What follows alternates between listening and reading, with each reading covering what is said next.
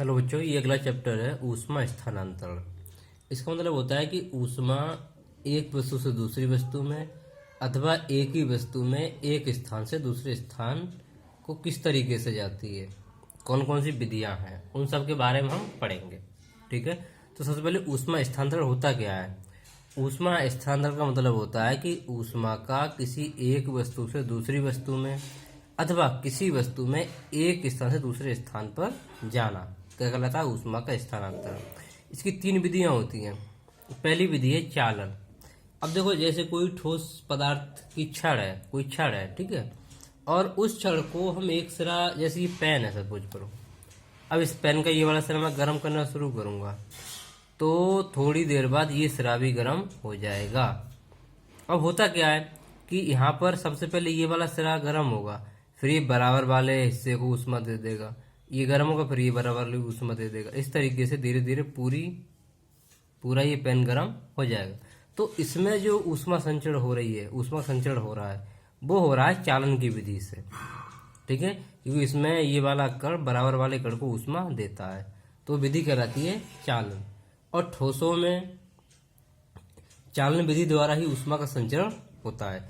दूसरी होती है संवहन। संवहन में क्या होता है, जैसे आपने देखा होगा पानी गर्म करते हैं हम भाई, तो पानी पहले नीचे वाला गर्म होता है, फिर वो गर्म होने के बाद हल्का हो जाता है, वो आ जाता है ऊपर, और उसी जगह ठंडा पानी पहुंच जाता है। तो इस तरीके से प्रक्रिया चलती रहती है ऊपर नीचे वाली, और उसमें पानी गर्म हो जाता है। तो जो द्रव होता है या गैस होती है, उसमें जो ऊष्मा का संचरण होता है वो संवहन द्वारा होता है। ठीक है। तीसरा है विकिरण। अब विकिरण में ऊष्मा का स्थानांतरण बिना किसी माध्यम के होता है भाई, तो वो विधि कहलाएगी विकिरण। जैसे सूर्य से ऊष्मा प्राप्त हो रही है विकिरण द्वारा, हम आग के पास बैठ के हाथ सेक रहे हैं, ऊष्मा हमारे पास आ रही है विकिरण द्वारा। और इन तीनों में सबसे ज्यादा तेजी से जो ऊष्मा का संचरण होता है वो विकिरण द्वारा ही होता है। अगला हेडिंग आता है ऊष्मा चालकता गुणांक। तो देखो भाई, किसी पदार्थ में जो ऊष्मा का संचरण है या किसी वस्तु का जो गर्म होना है वो किन किन बातों पर निर्भर करेगा, ठीक है, वो बताया जाएगा ऊष्मा चालकता गुणांक में। तो जो ऊष्मा चालकता गुणांक होता है वो किसी पदार्थ का जितना ज्यादा होगा वो पदार्थ ऊष्मा का उतना ही अच्छा चालक होगा। तो जो ऊष्मा चालकता गुणांक है वो किसी पदार्थ के बारे में ये बताता है कि वो पदार्थ कितना अच्छा ऊष्मा का चालक है या नहीं है। ठीक है। अब हमने यहाँ पर एक छड़ ली है, तो उस छड़ के दो सिरे हैं। पहले सिरे का ताप है θ1, दूसरे सिरे का ताप है θ2। इसमें इधर से ऊष्मा दी जा रही है भाई, छड़ की लंबाई है L। अब इधर से कितनी ऊष्मा दी जा रही है और उस छड़ की जो अनुप्रस्थ काट है उसका क्षेत्रफल कितना है और छड़ की लंबाई कितनी है और कितने समय तक ऊष्मा दी गई है, ये सब बातें डिपेंड करेंगी वस्तु के ताप को बढ़ाने में। अब देखो, जैसे ज़्यादा देर तक ऊष्मा देंगे हम तो वस्तु का ताप ज़्यादा हो जाएगा बढ़ के, और वस्तु की लंबाई कम होगी तो वस्तु जल्दी गर्म हो जाएगी। तापांतर जितना ज़्यादा होगा ऊष्मा उतनी ज़्यादा संचरित होगी। तो देखो, इसमें इधर से ऊष्मा दी गई, ठीक है, तो जो ऊष्मा दी जा रही है वो डिपेंड करेगी कि प्रत्येक फलक का क्षेत्रफल कितना है। ये क्षेत्रफल ज़्यादा है तो ज़्यादा ऊष्मा देनी पड़ेगी, कम है तो कम ऊष्मा देनी पड़ेगी। दूसरा, फलकों के तापांतर के अनुक्रमानुपाती, अगर तापांतर ज़्यादा है तो ऊष्मा भी ज़्यादा होगी। तीसरा, समय t के अनुक्रमानुपाती, जैसे ज़्यादा देर तक दी गई है तो ऊष्मा की मात्रा ज़्यादा हो जाएगी। और फलकों के बीच की दूरी L के अनुक्रमानुपाती, यानी ये दूरी जितनी ज़्यादा होगी उतनी ही ऊष्मा कम प्रवाहित होगी। तो अब मैं इन तीनों चीज़ों को जोड़ देता हूँ कि दी गई ऊष्मा क्षेत्रफल के अनुक्रमानुपाती, तापांतर के अनुक्रमानुपाती और समय के अनुक्रमानुपाती, और लंबाई L की होती है व्युत्क्रमानुपाती। तो ये सब जोड़ के एक साथ लिख दिए मैंने यहाँ पर। इसको हटाते ही कांस्टेंट आ जाता है, तो जो जाएगा Q बराबर KA θ1 - θ2 × T/L। तो इस तरीके से हमें ये वाला फार्मूला प्राप्त हो जाएगा इस थ्योरी के आधार पर।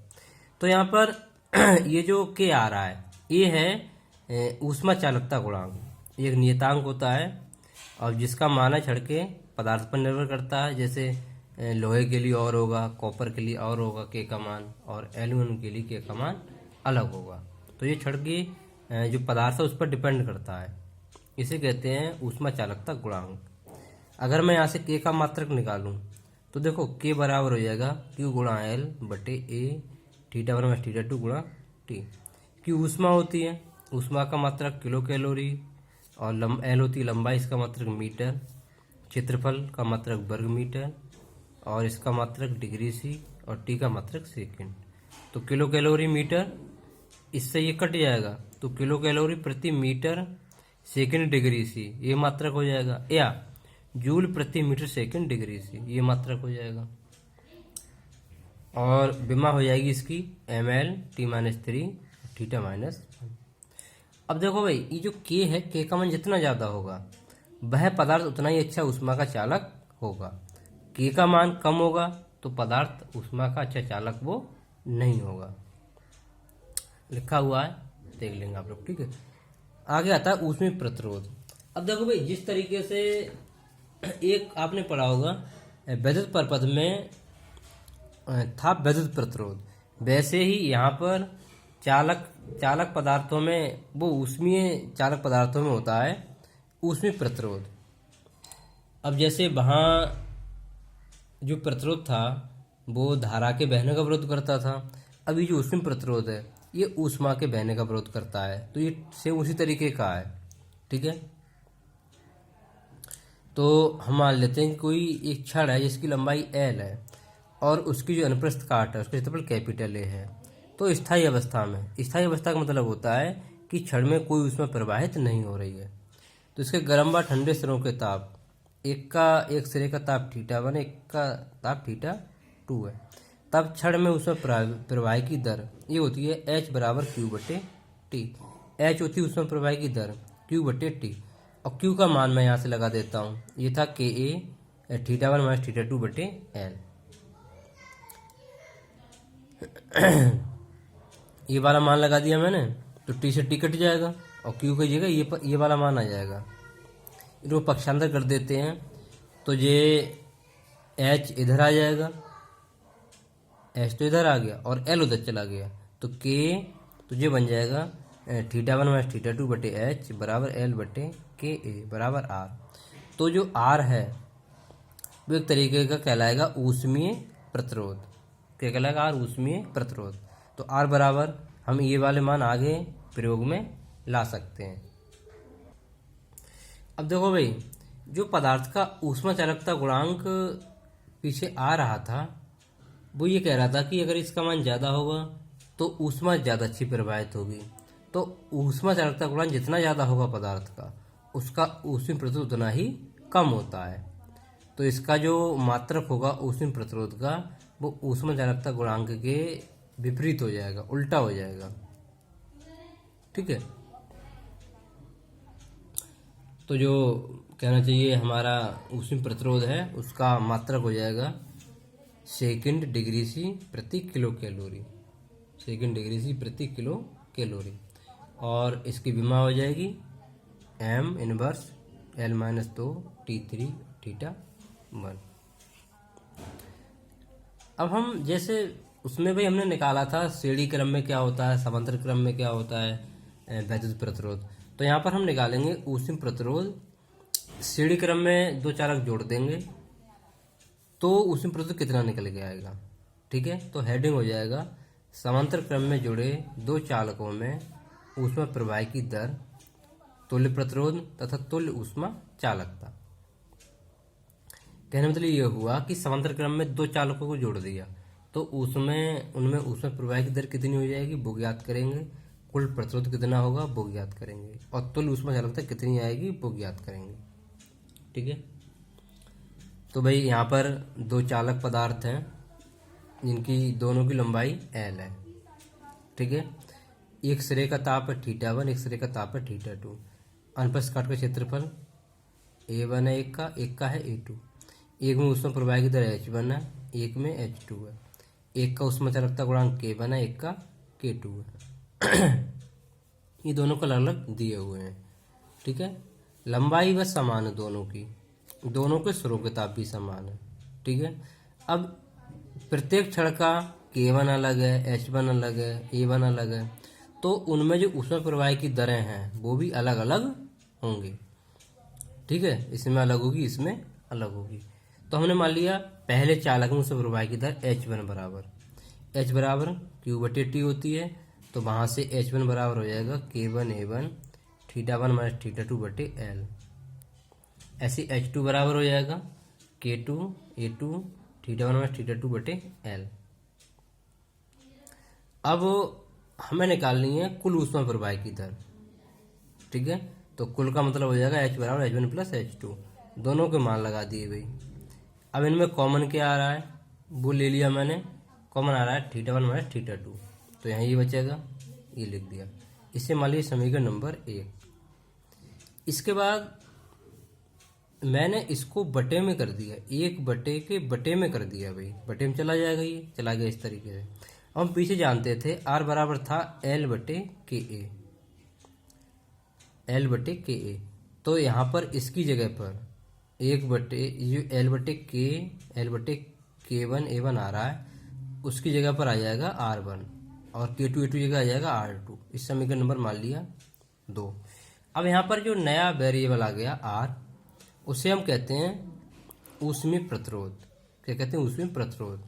अब कुल ऊष्मीय प्रतिरोध हमने मान लिया कितना है, कैपिटल R है, तो H बराबर हो जाएगा यहाँ से Q θ1 - θ2/R। इसे मान लिया हमने समीकरण नंबर 2। अब जहाँ H आ रहा था, जहाँ पर H आ रहा था, ये वाला, इस वाले H की जगह पर मैंने इस वाले H की जगह पर ये वाला मान लगा दिया θ1 - θ2/R। तो ये वाला स्टेप इससे कट जाएगा और यहाँ बचेगा 1/R, और तो 1/R बराबर हो जाएगा 1/R1 + 1/R2। यहाँ देख सकते हो, चाहो तो इसको इस तरीके से ये वाला मान H की जगह लगा देता हूँ मैं, तो देखो θ1 - θ2/R बराबर θ1 - θ2 और J 1/R1 - 1/R2, इस तरीके से हो जाएगा।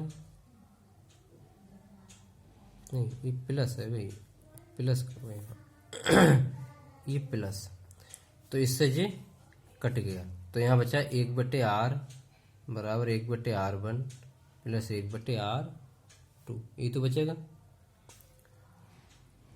तो वो ही आ रहा है, ये 1/R बराबर 1/R1 + 1/R2, तो ये कहलाएगा समांतर, कहलाएगा समांतर क्रम का नियम। आपने प्रतिरोधों को समांतर क्रम में जोड़ने का नियम पढ़ा होगा, तो वो नियम यही होता था 1/R बराबर 1/R1 + 1/R2। उस नियम को फॉलो कर रहा है ये। अब आगे देखते हैं, ये आ गया हमारा तुल्य ऊष्मीय प्रतिरोध। ठीक है, समांतर क्रम में। अब आगे देखते हैं तुल्य ऊष्मा चालकता। अब देखो, तुल्य ऊष्मा चालकता का मतलब ये है कि दोनों की ऊष्मा चालकता हमने मान लिया K है। ठीक है, कितनी है? K। तो H बराबर क्या हो जाएगा यहाँ से, K A1 + A2 और θ1 - θ2/L।